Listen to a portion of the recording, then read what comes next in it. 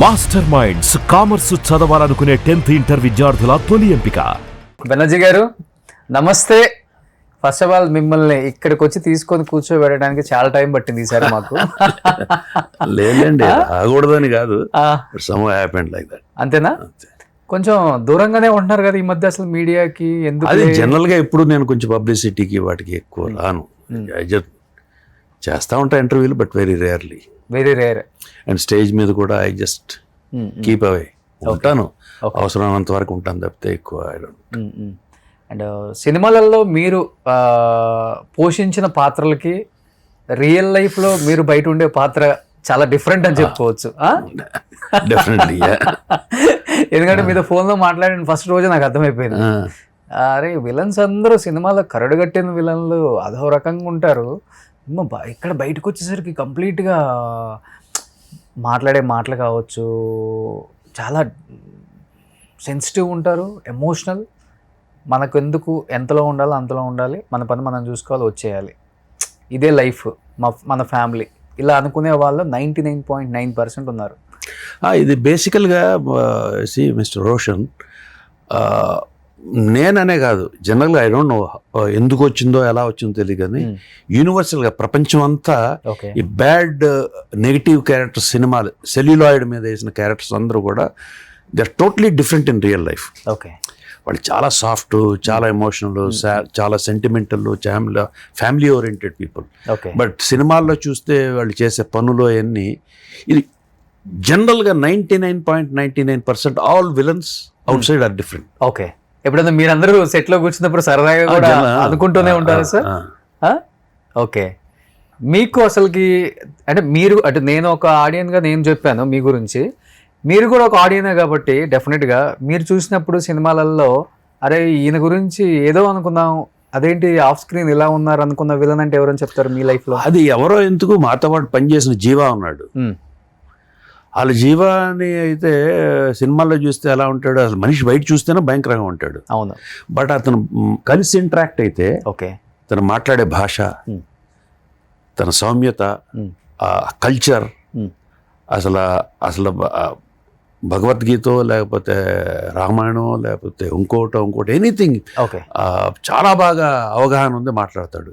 బయట సినిమాలో వేసే క్యారెక్టర్స్ అలాగే అంతకుముందు మనం నెల్లూరు కాంతారావు గారిని చూసేవాళ్ళం. అవును. తర్వాత SV Rangarao guarantee of course తర్వాత మళ్ళీ క్యారెక్టర్ రోల్స్ వేశారు కాబట్టి ఆయన ఇమేజ్ మారిపోయింది. అవును. ఈ నాగభూషణం గారని, హిందీలో ప్రాణ్ అని, వీళ్ళందరూ అసలు చూస్తుంటే భయం వేసేది కదా. But out side they are totally different people. అందరినీ కలిశాను నేను. Okay, I was fortunate enough, లక్కీగా నేను ఆ టైంలో అక్కడ ఉన్నాను కాబట్టి I could meet all those people. Okay, PRAN గారు, రంగారావు గారు, నాగభూషణం గారు, అందరినీ ఐ మెట్ దెమ్. లక్కీగా మీరు చాలా ఎర్లీగా ఇండస్ట్రీకి వచ్చేసారని చెప్పి. లక్కీగా అలా పుట్టించేశాడు దేవుడు అప్పుడు. అంతేనా? అంతే, ఆ రోజుల్లో పుట్టించేశాడు. ఆ రోజుల్లో పుట్టించిన వాళ్ళు కూడా చాలా లేటుగా వచ్చారు కూడా. That is the time. అంతే. మీరు నాకు తెలిసి 70s లో వచ్చేసారు. 79 I was. Okay, and film industry వచ్చింది యాజ్ అసిస్టెంట్ డైరెక్టర్గా వచ్చాను. తర్వాత అలాగే యాక్టర్ అయ్యాము, సినిమాలు తీసాము. నేను అల్టిమేట్గా ఓ నటుడుగా స్థిరపడిపోయాం. ఏది తృప్తినిచ్చింది అంటే డెఫినెట్గా డైరెక్ట్ ఏది అండి? ఒకటి చెప్తానండి, అందరికీ ఒక మనస్సాక్షి ఉంటుంది. అవును. ఆ మనస్సాక్షి వాళ్ళకి తెలుసు ఏంటనేసి. అందరికీ సాటిస్ఫాక్షన్ ఇచ్చేది అల్టిమేట్గా మీ సంపాదన, మీరు హ్యాపీగా ఉన్నారా లేదా. ఓకే, ఆ సంపాదనలో ఎక్కువ సంపాదించవచ్చు, తక్కువ సంపాదించవచ్చు, but ultimately end of the day మీరు చేసిన పనికి మీకు వచ్చే డబ్బులతో మీ భార్య బిడ్డలు బాగున్నారా, మీకు ఒక మంచి ఇల్లు ఉందా, మీకు ఒక లైఫ్ ఉందా, దట్ ఈస్ బేసిక్ కంటెంట్. అది సాటిస్ఫాక్షన్. ఓకే, ఇక ఇవన్నీ ఒక్కోసారి ఏమవుతుందంటే అండి, there certain people at tell you, ఇక్కడ అంత అదృష్టం అండి. మెయిన్గా ఎంత టాలెంట్ ఉన్నా, ఏమున్నా, అదున్నా, ఎవ్రీథింగ్ నీడెడ్, బట్ అదృష్టం అంటూ ఉంటే there is a different story. కొంతమంది చాలా బాగా నటిస్తారు, they get lot of name. Cinema అని కాదు, థియేటర్ అని కాదు, టీవీ, ఎనీ ఎంటర్టైన్మెంట్ ఇండస్ట్రీలో యాక్టర్స్ కానీ ఎవరైనా కానీ they perform very well, they are been applauded, బాగా అప్లాడ్ చేస్తారు. But financially they are not happy. వాళ్ళకి ఆ పేరు వస్తుంది, అందరూ మెచ్చుకుంటూ ఉంటారు, వాళ్ళు చాలా ఆనందపడిపోతారు. అది ఈ సంపాదన ఇదంతా జీవితం అంతా తినడానికి లేకపోయినా కూడా వాళ్ళు చాలా ఆనందంగా ఫీల్ అయిపోతారు. ఓకే, చూసారు అలాంటి ఆర్టిస్టులను కూడా? అలాంటి వాళ్ళు చాలామంది ఉన్నారండి. చాలామంది పేరు రాని వాళ్ళు ఉన్నారు, పేరు వచ్చిన వాళ్ళు ఉన్నారు, ఓకే, సంపాదించేసుకుని పేరు వచ్చేసి సంపాదించుకున్న తర్వాత డబ్బులు పోయిన వాళ్ళు ఉన్నారు చాలామంది. So that is a category. Okay, but మీరు అడిగిన క్వశ్చన్ ప్రకారం ఏది సంతృప్తి ఇచ్చిందనంటే, జనరల్గా ఎవరికైనా కానీ మీరు జీవించడానికి హ్యాపీగా ఉన్నారనేది పనిచేస్తే అదే సంతృప్తి. సో నమ్ముతారు మీరు కూడా, గుమ్మడికాయ అంత టాలెంట్ ఉండటం కాదు, ఆవగింజ అంత అదృష్టం కూడా ఉండాలి.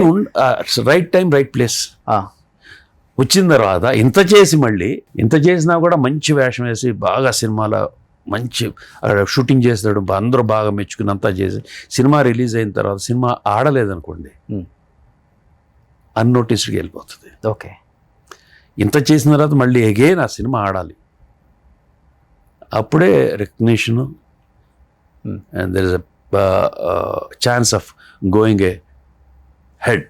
ఓకే, అంటే మీ రోజుల్లో ఆ చిన్న చిన్న క్యారెక్టర్లు చేసే వాళ్ళ మీద కూడా ప్రభావం పడుతుందా సార్? ఈ సినిమాలో కాస్టింగ్ వీళ్ళు ఉన్నారు, ఒకవేళ సక్సెస్ అయితే ఒకలాగా ఉంటుంది, ఫెయిల్యూర్ అయితే అప్పుల్లో హీరోయిన్స్ మీద ఎక్కువ ముద్ర వేసేవాళ్ళు. ఐరన్ లెగ్రా బాబు ఏ సినిమాలో ఉంటే ఆ సినిమా ఫ్లాప్ అవుతుంది, కథ మీద వేయరు, హీరో మీద వేయరు, డైరెక్టర్ మీద వేయరు, పాపం హీరోయిన్ మీద వేసేసేవాళ్ళు అప్పుల్లో. ఒక్కో పీరియడ్లో ఒక్కొక్కళ్ళు ఎవరో ఒకళ్ళు అంటారు, దాన్ని అలా వెళ్ళిపోతూ ఉంటుంది. సో అవన్నీ దట్ ఇస్ ఆల్ ఇమ్మెటీరియల్ అనమాట. ఓకే, ఇప్పుడు అంటే పీరియడ్ని బట్టి అండి, ఒకప్పుడు కథ ఇంపార్టెంట్. కథ ఎన్నుకున్న తర్వాత ప్రొడ్యూసర్ ఒక కథ వినేవాడు, కథ విన్న తర్వాత ఈ కథకి ఏ డైరెక్టర్ పెడదాం అనుకునేవాడు. ఓకే, డైరెక్టర్ ప్రొడ్యూసర్ కూర్చుని విన్న తర్వాత దీనికి ఎవరిని హీరో పెడదాం అనుకున్నాడు. ఓకే, తర్వాత హీరో కెమెరామెన్ వీళ్ళందరూ డిసైడ్ అయిన తర్వాత హీరో ఎవరిని పెడదాం అనుకునేవాడు. ఓకే, తర్వాత హీరోయిన్ ఎవరు పెడదాం, అలా వచ్చేది. తర్వాత కొంతకాలం ఇంకో రకంగా, ఇప్పుడు ఇంకో రకం ఏంటి, హీరో ఇమేజ్కి తగ్గ కథ.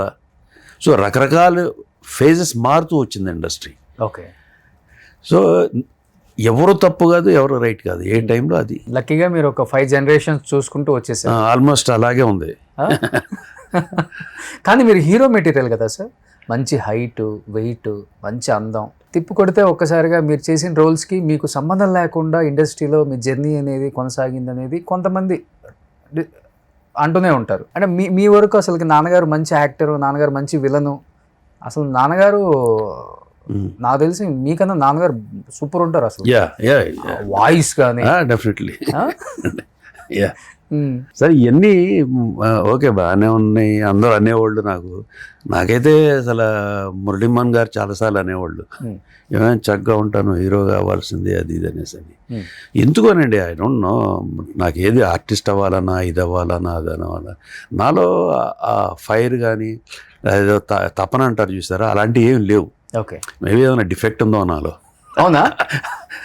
ఆ తపన లేకపోవటం, లేకపోతే ఆ ఎయిమ్ లేకపోవటం, ఒక సాధించాలనేది లేకపోవటం, ఎప్పటికప్పుడు ఓకే హ్యాపీ అని వెళ్ళిపోవటం వల్ల అలాగా అయిపోయింది. సో వచ్చిన దాంతో ఎక్కువ సంతృప్తి, చాలు వచ్చింది వాళ్ళకి అలా అనుకుంటాం కూడా కాదు, మరి ఎందుకుని అలా అయిపోయింది. నాన్న ఫీల్ అయ్యే వల్ల ఈ విషయంలో కొంచెం ఆయన ఎప్పుడు లేరు, బికాజ్ ఆయన చాలా ఫ్రీగా ఉండేవాడు మాతో, ఫ్రీ హ్యాండ్, ఆయన పెద్ద రెస్ట్రిక్షన్స్ ఏం లేవు, ఏముండదు. అండ్ ఈ బాట్ యాజ్ వెల్, బాగా పెంచారు, చదివించారు, అండ్ ఎప్పుడు ఏమి లేవు. మనం కూడా అలాగే ఉండేవాళ్ళం. ఓకే, మనం అల్ల చిల్లరగా తిరుగుతూ ఉంటే, లేదా వేరే వేషాలు వస్తుంటే తిట్టేవాళ్ళు, కొట్టేవాళ్ళు. ఓకే, మనకు కూడా ఈ పెద్దగా లేవు కాబట్టి. ఓకే, ఎందుకంటే ఈ మధ్య ఒకటే ఇదే కదా, పాత ఆర్టిస్టులు కొంచెం స్టేజ్ ఎక్కారంటే ఏకవచనంలో కుమ్మేస్తున్నారు అనేది ఒక కామెంట్ కదా ఈ మధ్య. అంటే అది చదువుకోద్దు అంటాము, బయట కోట్ల మంది చూసేవాళ్ళు కాబట్టి మీరే మా అందరికీ ఒక ఇన్స్పిరేషన్. మీరే ఇలా ఉంటే మా జనరేషన్కి మీరేం నేర్పించినట్టు అని చెప్పేసి ట్రోల్ చేయడం కూడా ఎక్కువైపోయింది. రీసెంట్గా మీరు రాజేంద్ర ప్రసాద్ గారి కామెంట్స్ చూస్తే ఎంత ట్రోల్ చేశారో ఆయన అర్థం మీకు తెలిసే ఉంటుంది కాబట్టి. ఎప్పుడు ఏది ఏం చెప్పలేమండి, చాలు ఫ్లోలో జరిగిపోతుంటాయి అంతే. చూసారా ఆయన సింగిల్ ఊరికే ఇది గారంటే. సుమన్ టీవీలో మీ పర్సనల్ అండ్ బిజినెస్ ప్రమోషన్స్ కోసం కింది నెంబర్కి కాంటాక్ట్ చేయండి.